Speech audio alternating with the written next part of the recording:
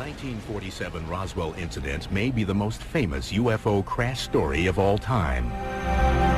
But was it the first? On April 17, 1897, a mysterious airship was seen in the skies over the small Fort Worth suburb of Aurora, Texas, on a collision course with the home of a local judge. The story of the Aurora crash is fairly simple and straightforward. According to the newspaper accounts at the time, early in the morning of April 17, 1897, a large silver cigar-shaped object came fluttering closer and closer to the earth, struck a tower at Judge Proctor's house, exploded, scattering debris all over the place. 2 days later, April 19, 1897, the Dallas Morning News reported, about 6 o'clock this morning, the early risers of Aurora were astonished at the sudden appearance of the airship which has been sailing through the country. It was traveling due north and much nearer the earth than ever before. It sailed directly over the public square, and when it reached the north part of town, collided with the tower of Judge Proctor's windmill and went into pieces with a terrific explosion.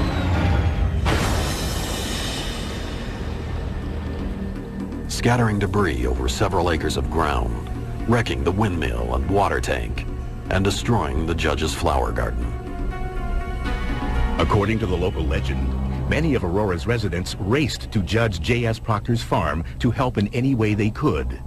What they found was beyond comprehension. The Dallas Morning News reported that someone or something was in the craft. The pilot of the ship is supposed to have been the only one on board, and while his remains were badly disfigured, enough of the original has been picked up to show that he was not an inhabitant of this world. Mr. T.J. Weems, the United States Army Signal Services officer at this place and an authority on astronomy, gives it as his opinion that the pilot was a native of the planet Mars.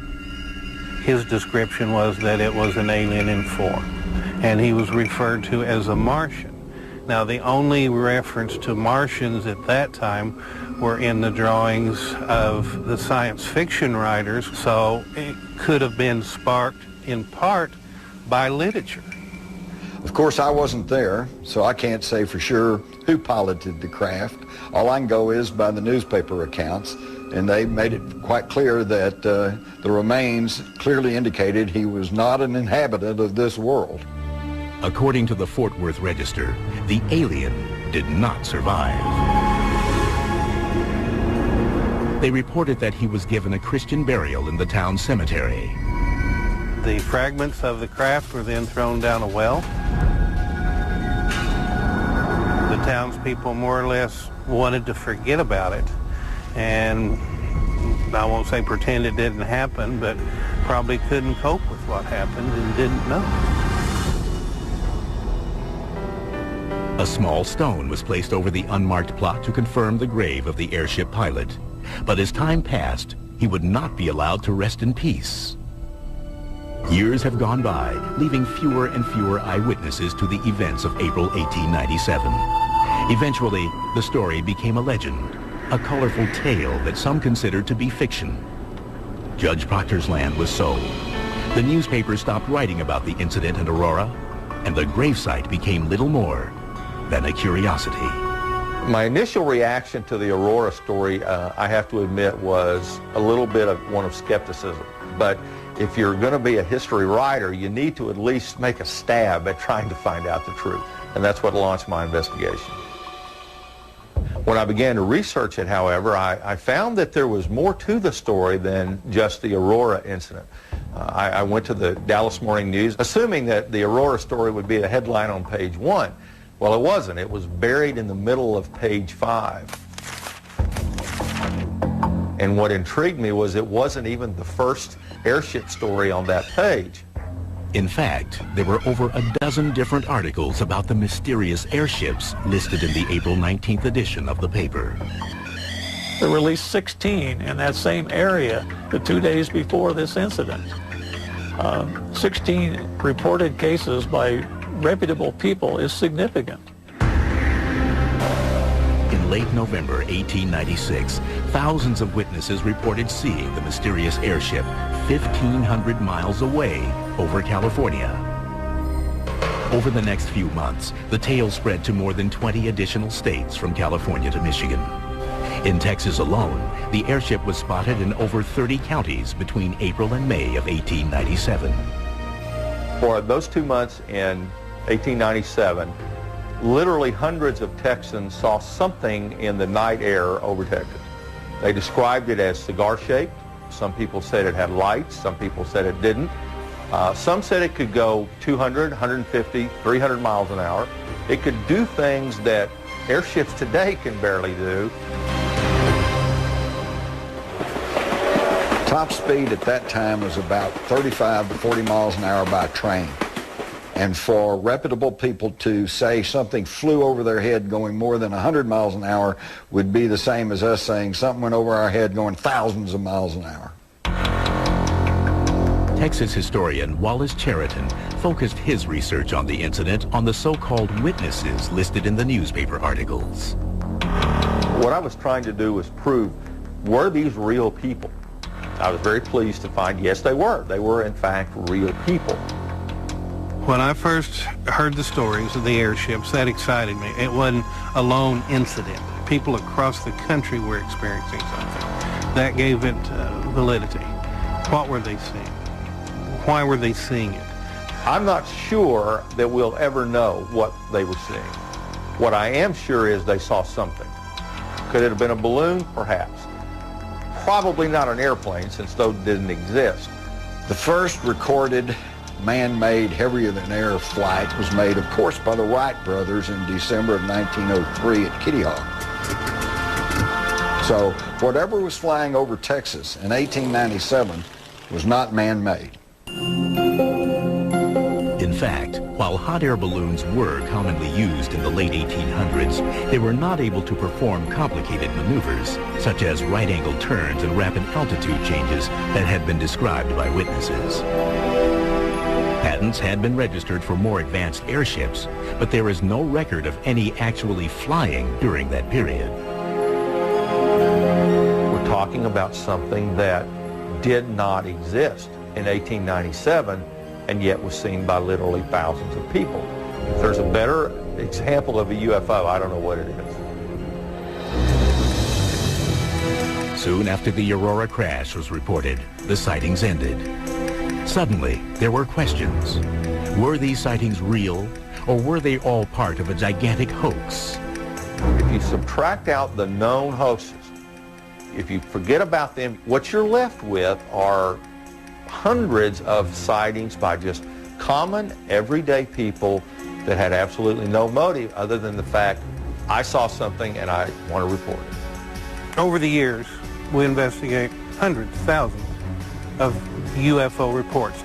They're seen, they land, and they fly away. This was something where it was seen, crashed, and left behind an occupant.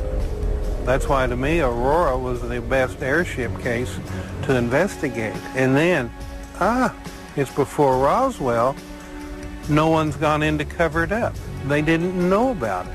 So that, to me, was the ultimate case to get the evidence I needed to prove or disprove what was going on. Coming up, the investigation focuses on the alien on board. We sent a letter and asked permission to exhume the body.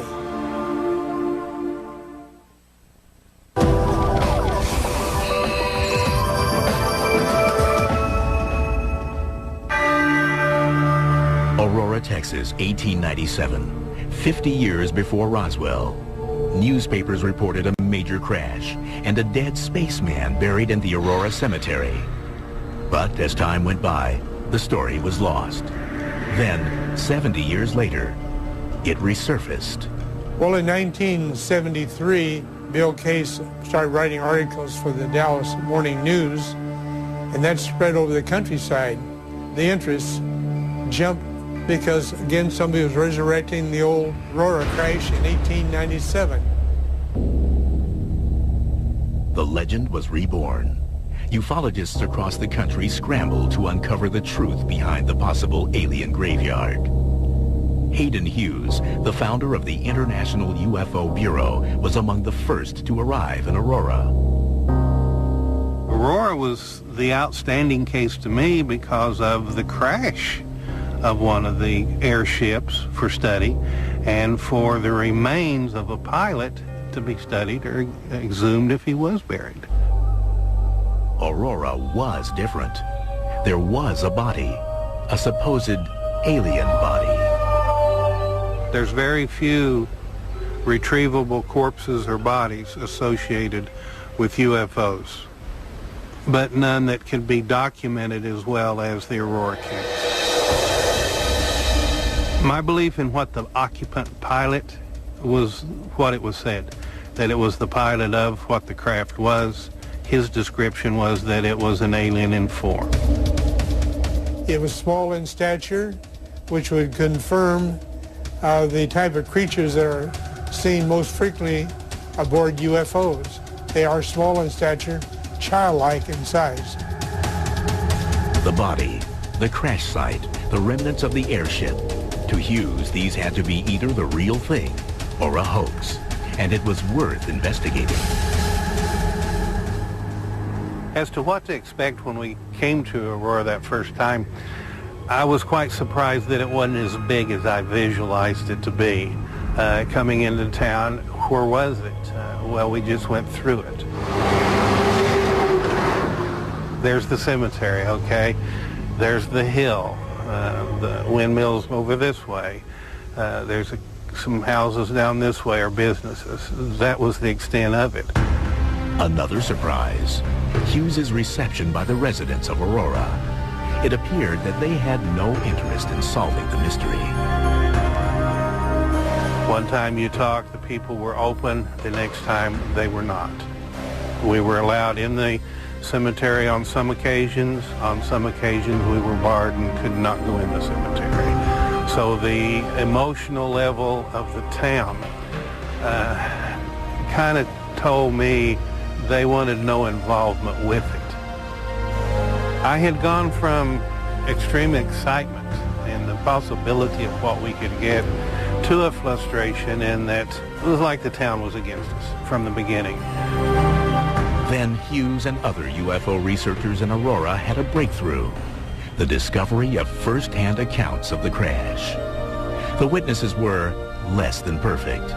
Some memories had faded, others were incomplete, and eyewitnesses were now in their 80s. Ufologist Jim Mars was among the first to interview the residents. In 1973, I interviewed 3 people who were alive at the time. One, Robbie Hansen, said it was a hoax, but then by her own story, she was not a direct witness, had no direct knowledge of it. Her father was told about it, he laughed, thought it was a hoax, and that stuck in her mind. But then, Mars discovered 2 witnesses who contradicted Hansen and offered first-hand accounts of the actual crash. There's Mary Evans, who did recall that something crashed. Her parents went to look at the wreckage but would not let her go. So we have kind of an indirect witness there who says it did happen. And then we've got Charlie Stevens, who as a 10-year-old boy was out doing the chores and actually told me he saw the thing go over and said it was trailing smoke and it seemed to be in trouble. He saw it disappear towards Aurora, heard the explosion, saw smoke going up. He wanted to go up and see what had happened, but his father, this old farmer in 1897, said, "No, son, we have to finish the chores." And he said his father went up into town the next day and came back and told him about all the wreckage that was lying around. So the preponderance of the eyewitness testimony leans towards something happened. In addition to eyewitness accounts, researchers located one man who added a new twist to the investigation. Aurora resident Brawley Oates, who suffered from an extreme case of rheumatoid arthritis, believed his debilitating health condition was somehow connected to the Aurora legend. Brawley Oates lived at the site of the crash. I believe he moved there in 1945. And when he moved there, he had the well cleaned out because it had all this metal stuff and debris down in it. And he needed to use it for water. Oates believes that the water in that well that he and his family drank for about 12 years affected their health drastically. In fact, he developed some of the worst arthritis conditions in his hands and other things that anybody has seen. I don't see how a person could survive or could walk or could function in any way. And basically it was, they would either swell up so big that they would burst. And at times probably bigger than golf balls on your fingers. And he claimed that it was from maybe the water from the well that they used. That's the way he told it.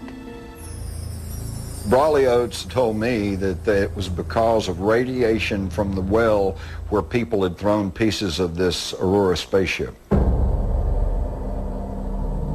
But in sealing off the well on his property, Oates also sealed crucial evidence to the mystery inside.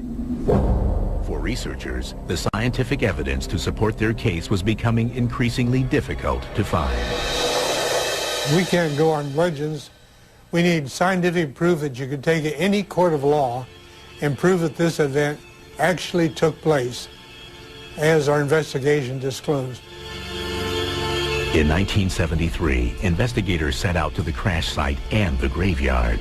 They hoped to find any evidence that could have survived the 75 years since the crash. Coming up, mysterious metal samples baffled the experts. It's just a marvelous thing to have a piece of something you believe really could have come from a spaceship.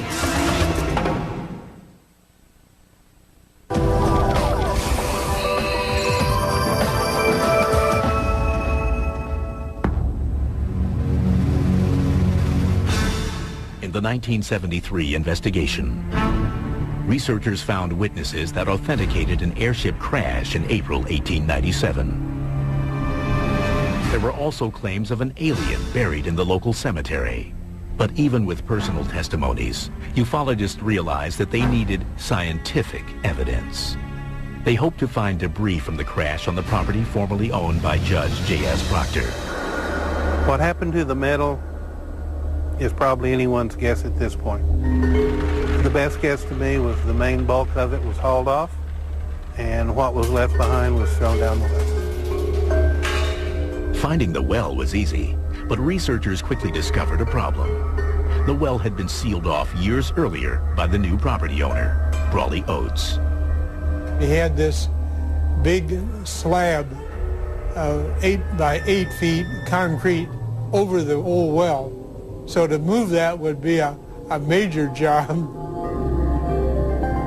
Discouraged, investigators turned their search for clues to other parts of the property. They went around and they got the little pinging of the machine, and they dig down and they find pieces of stuff. And some of the things they found were natural things you would find on a piece of property that had been around for years and had been farmed. Nails, bolts, and many other identifiable items were dug up at the crash site. But then, something caught their attention. One of the fellows from Corpus Christi, Texas, found a piece that was very significant that MUFON has actually had analyzed by John Schuessler. This was tested 2 times. In 1973, immediately after it was taken out of the ground, it was transmitted to me, and I took it into an aerospace laboratory. This laboratory was one that was used to determine the failure modes of aircraft and spacecraft parts. So they had the latest and best equipment. They're the ones that did the first analysis and determined the unusual nature of it. The analysis showed that it had been there for a long, long time. And then when you cut into the metal, they were 95% pure aluminum and 5% iron.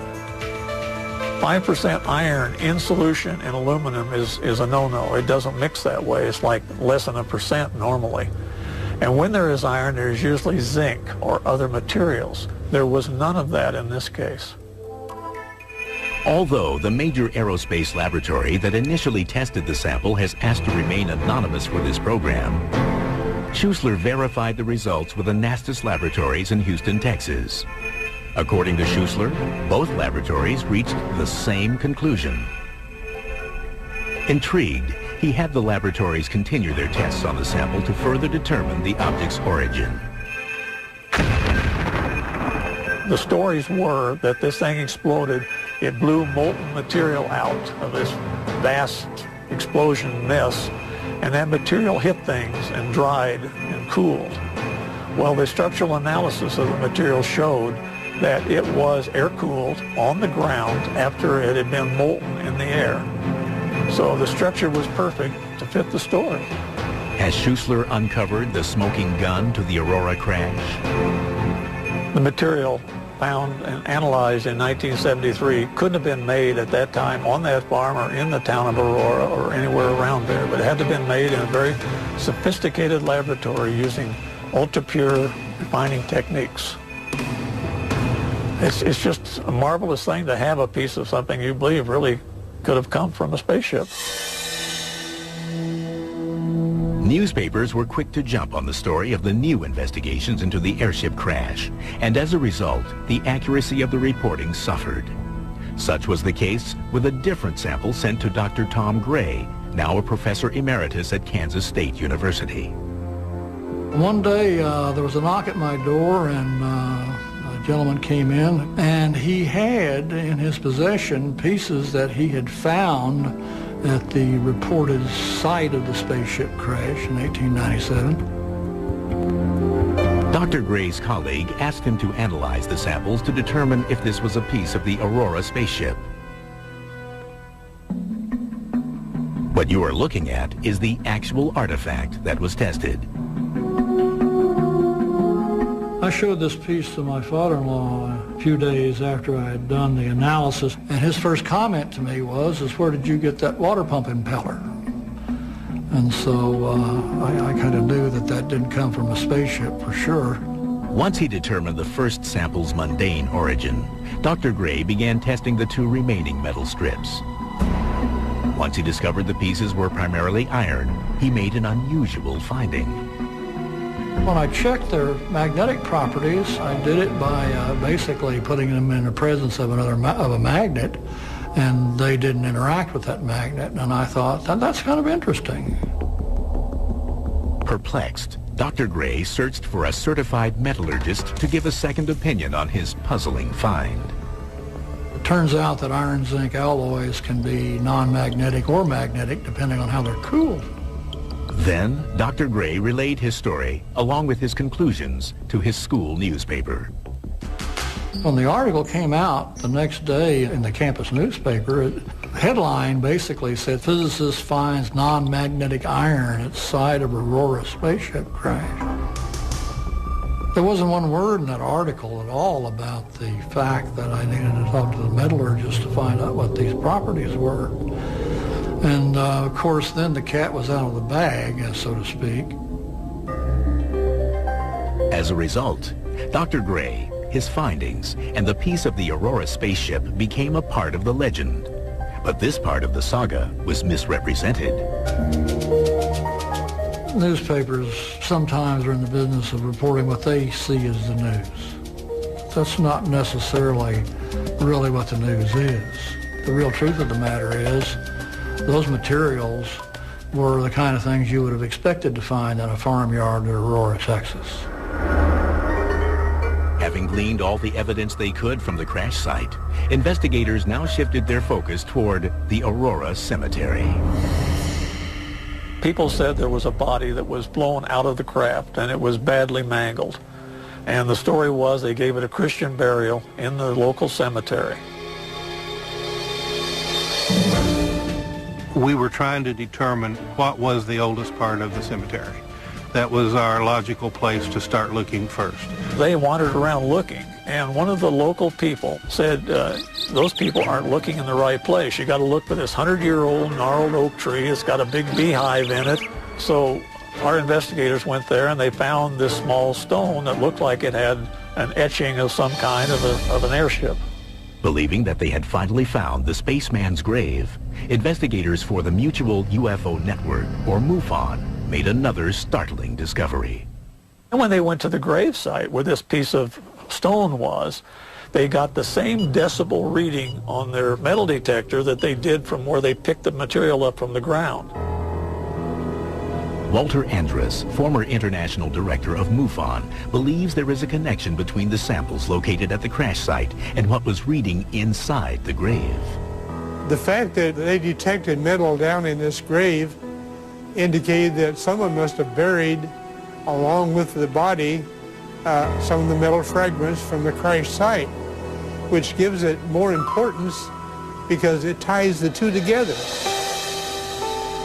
To find out if there was something there, we sent a certified letter to each of the members of the Cemetery Association in Aurora and asked permission to exhume the body.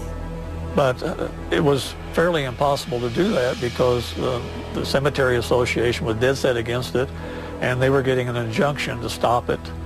And in fact, the day that everybody wanted to descend on the cemetery, they asked the sheriff of Wise County to put some deputies out there, and he did. He said, we don't want people coming into the cemetery and digging all over because we're very proud of what we have here, and we don't want to see a lot of excavation going on looking for a body. Well, it's frustrating because if we could found that, this would be one of the bigger events, and we would top off this whole investigation by coming up with an alien body.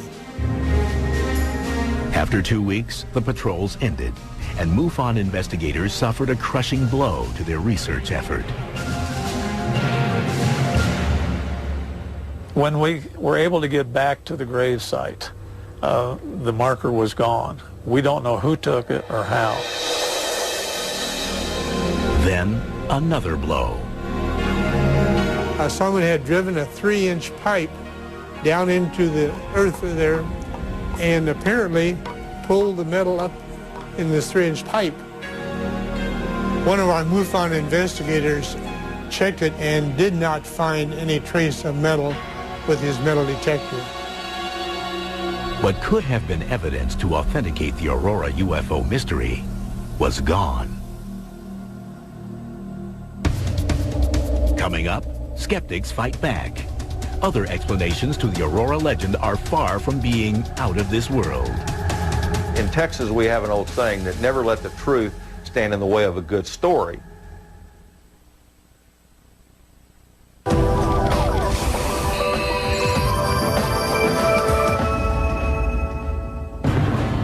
Was this really Texas's Roswell?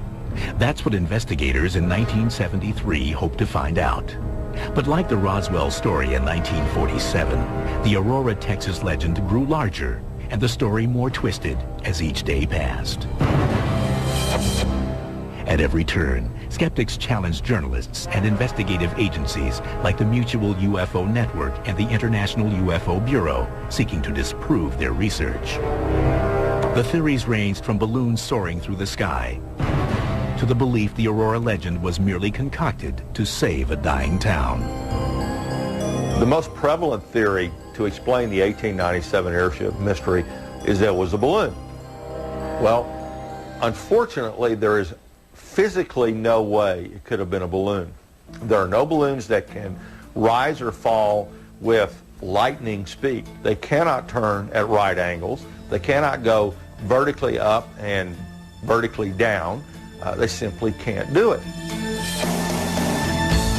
I don't think the balloon theory is feasible in this because of the detailed descriptions of the different airships that were available at the time. The government, even in the 40s, tried to claim that different pilots were chasing balloons. Even the famous Roswell crash was a high-altitude balloon that had actually crashed. So the balloon theory has been there a long time. With these facts, many dismissed the balloon theory. Other skeptics, however, theorize that the Aurora legend is simply a made-up story, invented by the author of the original Dallas Morning News article from April 19, 1897. In my opinion, the Aurora story was one that was concocted by S.E. Hayden. I did find some people that seem to have recalled that their ancestors had said that Hayden was a great practical joker. And what a wonderful practical joke this was in 1897, except that it wasn't recognized at that. I've heard the allegation that the author of this article, Mr. Hayden, was a prankster and a hoaxer. I've seen no hard evidence of that, and I've seen no other articles that he wrote that turned out to be wrong. Although Cheriton is challenged by some experts, he offers a convincing argument to back up his claim. If Hayden was acting as a reporter as opposed to a hoaxer, it seems very strange to me that he didn't follow the story up to say, well, people showed up for the burial of the alien, and we put a little grave marker over it, and somebody said a prayer. It was a wonderful ceremony. That, to me, would have been expected, but yet it didn't happen. The mayor of Aurora, Texas, Barbara Brammer, has spent many years researching the town's history and believes her input may solve the Aurora legend. The legend, from what I have been able to read, started after several disasters that we had in the city. The first of those disasters was a brutal boll weevil infestation, which destroyed Aurora's primary cash crop, cotton. Shortly thereafter, there was a fire on the west side of the town that destroyed several buildings, and several people lost their lives. And the deaths did not stop there. Shortly after the fire, a massive outbreak of spotted fever nearly wiped out the remaining population of Aurora. It was in 1896. Everybody tried to leave it could. The whole city at one time was under quarantine, and the only time they left their houses was whenever they went to the cemetery to bury someone. In the early 1890s, Aurora saw a glimmer of hope. The railroad was set to lay track in the town and provide much-needed economic relief for the townsfolk.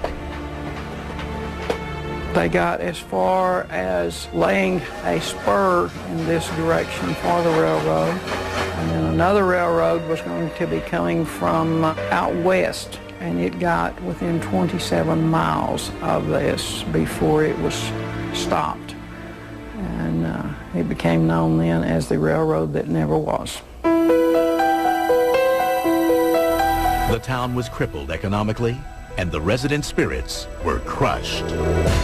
It is this string of events that some believe might provide the motive for the Aurora legend. Aurora definitely needed the railroad to save everything that it had going for it at that time. When it didn't come through, it started downhill. People started moving away. I believe the people who were left in this town needed something to look forward to, and this could be the reason that someone made up the story. Although Mayor Brammer's theory goes a long way to explaining the legend, skeptics continued their assault on believers. The debunkers said Judge Proctor did not have a windmill, okay, so therefore the whole story is bogus. According to Charlie Stevens, no, he did not technically have a windmill, but he had a wooden derrick windlass, which is a wooden tower used to haul up the sump on his well. So that's a matter of semantics. There was a wooden tower there that the thing could have crashed into. In order to find evidence, I found one of the metal angle brackets that supported the wood arm of the windlass. One metal bracket is still there at the scene. Another element of the legend has come under attack from skeptics. The initial identity of the spaceman came from T.J. Weems, a local member of the U.S. Army Signal Corps. It is argued that Weems was only the town blacksmith and in no way an expert on astronomy, like the newspaper claimed. According to Charlie Stevens, T.J. Weems was also an amateur astronomer, had his own telescope, and was widely known as a lay expert on astronomy. So that argument that he didn't have any knowledge that's pretty specious too. Despite the many explanations that researchers, journalists, and skeptics have for the Aurora legend, there is at least one thing that everyone can agree on. As far as I'm concerned, it's still a good story. It's a good story. I wasn't around then, but my granddad could tell a pretty good story. In Texas, we have an old saying that never let the truth stand in the way of a good story. After 3 decades, Hayden Hughes returns to Aurora.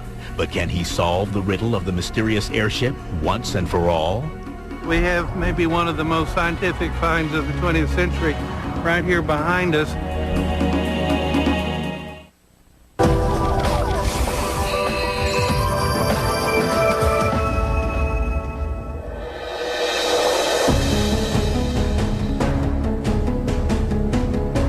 It has been more than 100 years since the quiet of Aurora, Texas was allegedly shattered by the crash of a mysterious airship.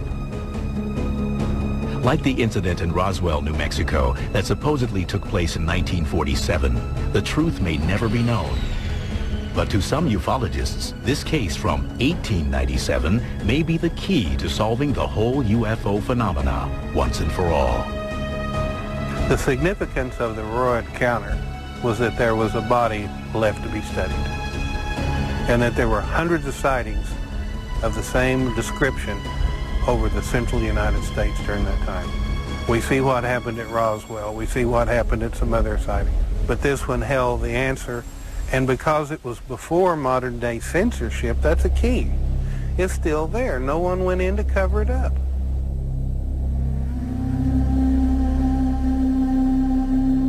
While this former boomtown used to boast 3,000 inhabitants, there are only about 400 people living there today. The town may have decreased in size, but the controversy surrounding its most famous visitor has only grown. If nothing else, the tale of the mysterious airship crash has served to polarize Aurora, dividing believers from skeptics. Aurora's big claim to fame has to be the legend. It's the thing that has lasted longer than anything else. Some people think it's a funny joke going around. They do not believe that this actually happened, and they'll laugh at you because they say it's such a hoax. Well, we're dealing with belief systems here. And I found this when I first began to investigate this in the little town of Aurora. About half the people said, no, it was just a big hoax. And the other half said, no, it really happened. I had a feeling that they thought people were laughing at the little town of Aurora, even though the population there now had absolutely nothing to do with the airship mystery. I just always got the sense that this is not something they wanted to embrace. Despite the town's ambivalence towards its famous legend, in 1976 they installed a plaque at the cemetery that supposedly houses the aliens' remains. Since the actual stone marker was stolen more than 30 years ago, it is impossible to know the precise location of the pilot's body. To me, the only thing at this point that would satisfy it, it's pretty obvious we're not going to find a grave site to dig in.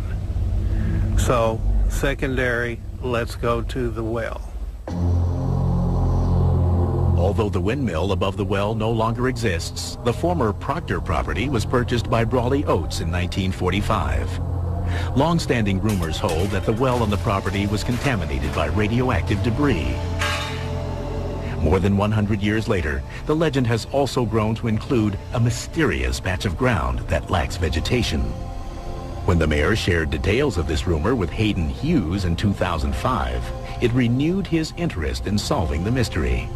Aurora, to me, had the most possibility of providing evidence that could confirm or deny the existence of the airships and the occupant. And when we left empty-handed, I saw it kind of as a failure because the evidence was still there.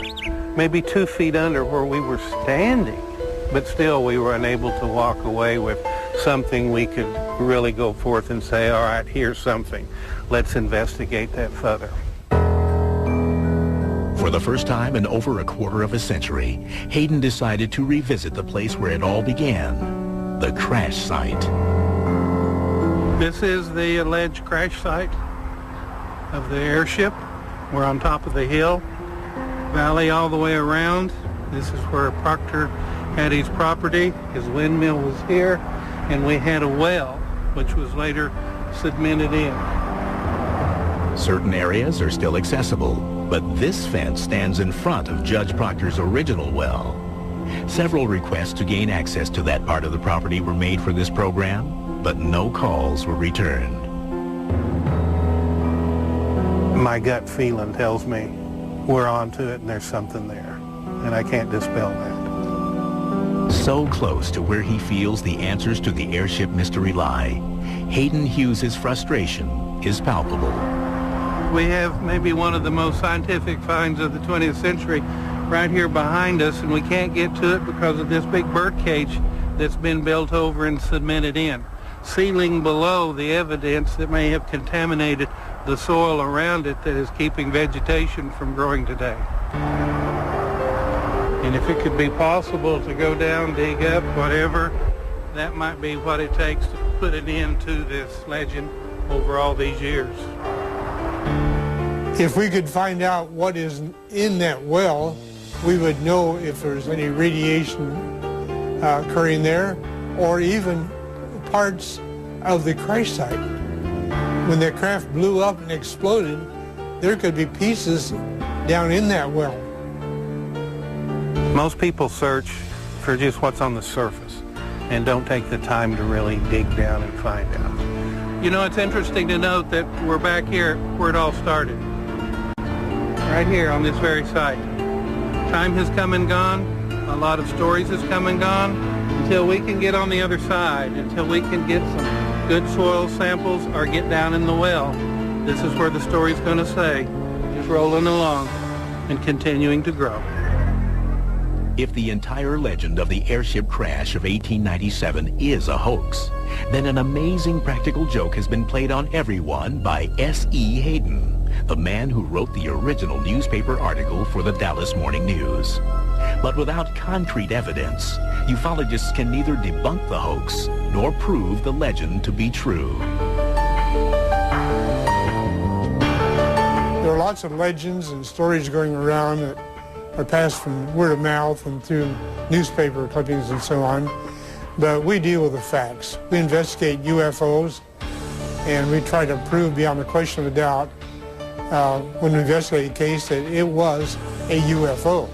I would say that the probability of the crash actually happening is probably 85%. I think there's strong evidence for that. The Aurora spaceship crash of 1897, I believe, is the smoking gun of the UFO controversy. Because in earlier years, the debunkers would say, well, it's just misidentified aircraft, satellites, commercial, military, maybe even secret government test craft. Well, I often thought, wouldn't it be great if we had a well-documented instance of a UFO before any of that was in the air? And we do, with the Aurora, Texas crash of 1897. We are fairly sure there was a crash at that site.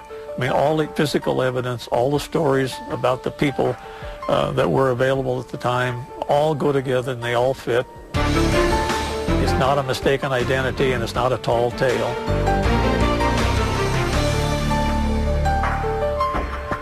My conclusion, in a nutshell, something happened in 1897 that to this day we cannot explain.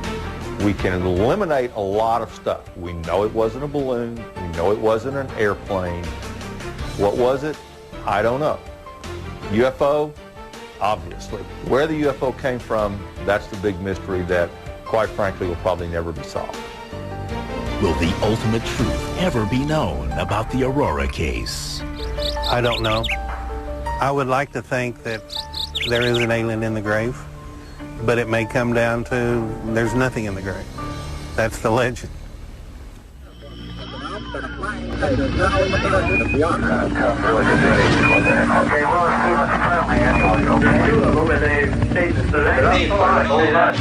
Oh my God, I hope that's a plane. Oh, Jesus, please be a plane. What the hell was that? Midway across the first thing everybody was artillery. Yeah. I could have hit it with a brick. In our history, the first time we're studying something that's studying us. Something fired a beam of light. Doing a circle, you can imagine, circling our warhead. Fired another warhead.